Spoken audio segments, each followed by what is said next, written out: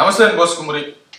జగన్మోహన్ రెడ్డి గారు అసెంబ్లీకి రావడం వెళ్ళిపోవడం మామూలు. ఇప్పుడు ఇది ఎంతమంది చూస్తారో నాకు తెలియదు. అంటే వ్యూస్ అయితే మామూలుగా రావట్లేదు, అద్భుతమైనటువంటి వ్యూస్ వస్తున్నాయి. 10 మంది 20 మంది 5 మంది అసలు మరి భయంకరమైనటువంటి వ్యూస్ వస్తాయి అనమాట.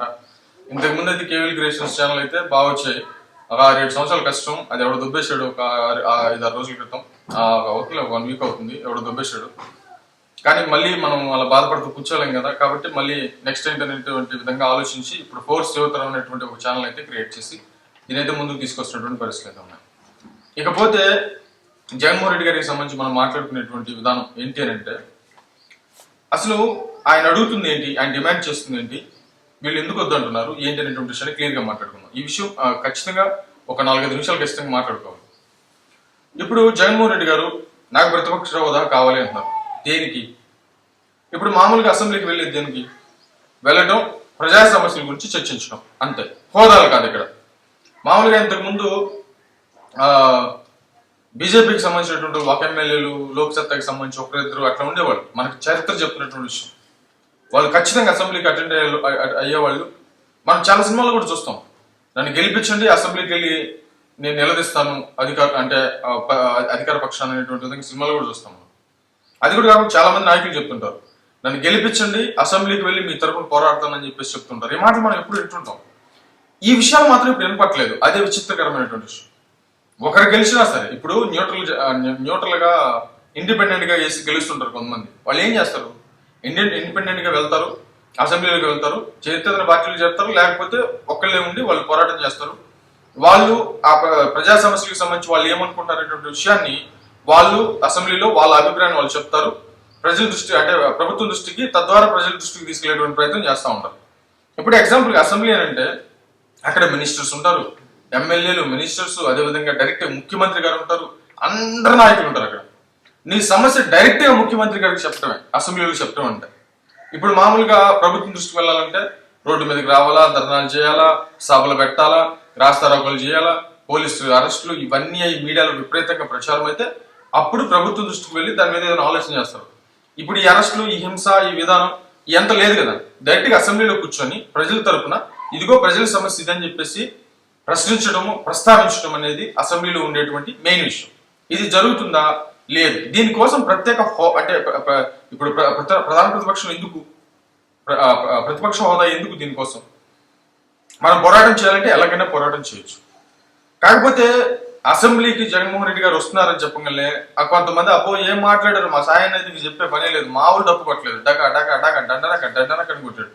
ఏంటంటే అవతలు భయపడుతున్నారు, అలాగని ప్రచారం చేసుకుంటున్నారు. అంటే జగన్మోహన్ రెడ్డి గారు అసెంబ్లీకి వస్తుంటే అవతలు భయపడుతున్నారంట. దేనికి?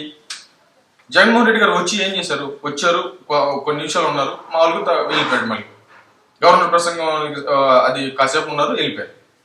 దీనివల్ల ఏంటి? ఇప్పుడు ఒక రకంగా ఎన్నో ఆశలు పెట్టుకొని అసెంబ్లీ మామూలుగా మిర్చి రైతుల కోసం రోడ్డు మీదకి రాగానే ఒక్కసారిగా సోషల్ మీడియా మొత్తం యాక్టివ్ అయిపోయింది, వైసీపీ శ్రేణులు మొత్తం యాక్టివ్ అయిపోయారు, ఒక్కసారిగా అందరూ నిరాశలోకి వెళ్ళిపోయారు. ఈ పాయింట్కి సంబంధించి నెక్స్ట్ వీడియో చేస్తాం. ఇప్పుడు సరే ప్రతిపక్ష హోదా అంటున్నాడు. ప్రతిపక్షానికి సంబంధించి 2014-2019 టైంలో ప్రతిపక్షంలోనే ఉన్నాడు. మరి ఆ టైంలో ఏం చేశాడు?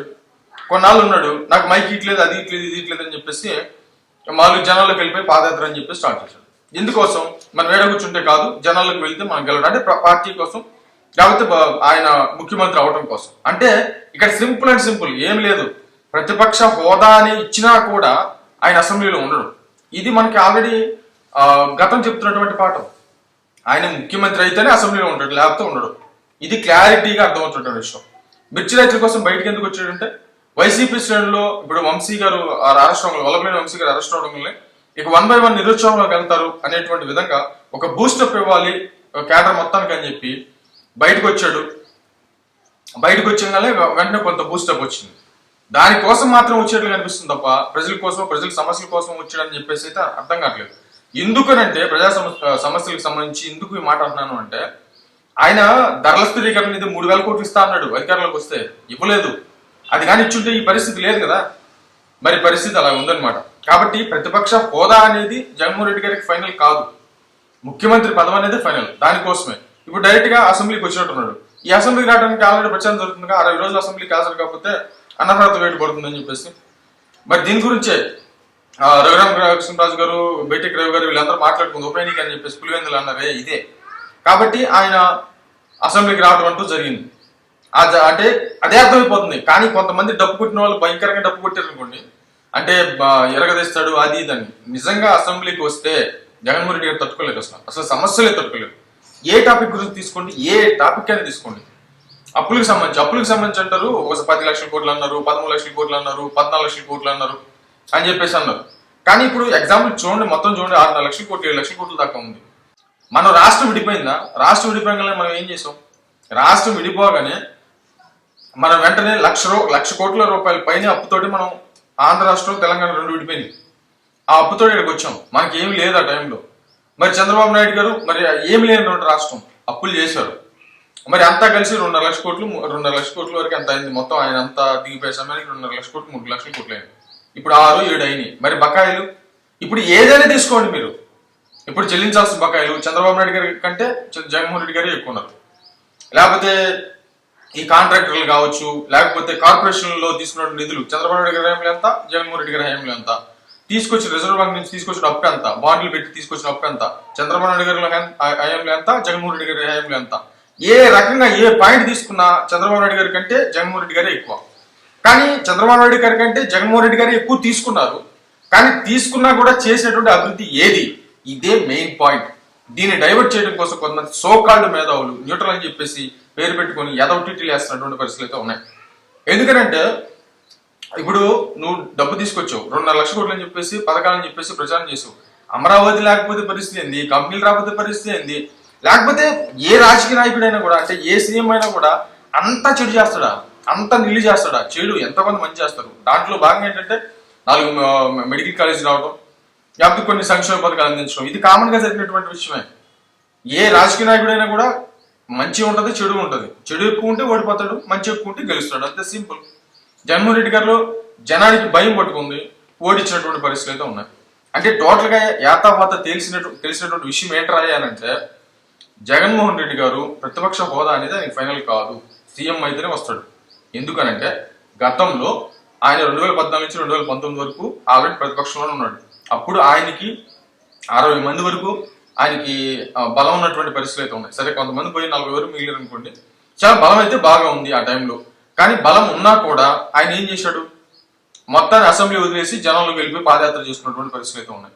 ప్రతిపక్ష హోదా పోషించలేదు. అప్పుడు కారణం చెప్పాడు. ఇప్పుడు అసలు ప్రతిపక్ష హోదాయే తీసేశారు జనం. కానీ తీసేసినా కూడా నాకు ప్రతిపక్ష హోదా ఇస్తేనే నేను అసెంబ్లీకి వస్తాను అంటున్నాడు. మరి అసెంబ్లీకి వచ్చి ఏం చేస్తారు? మళ్ళీ అది ఒక వంక, అది కుదరదనేటువంటి ఒక వంక. ఇదే అర్థమవుతుంది. మరి ప్రజల సమస్యలని ఏదో ఒక రకంగా ప్రజలు ఇచ్చిన దాన్ని గౌరవించి అసెంబ్లీకి వచ్చేటువంటి అవకాశం ఇచ్చారు కదా, అసెంబ్లీకి వచ్చే హక్కు ఉంది కదా. అసెంబ్లీకి వచ్చి ప్రజా సమస్యలు లేవనెత్తేటువంటి ప్రయత్నం మీ పని మీరు చేస్తే ప్రజలు గమనిస్తుంటారు కదా.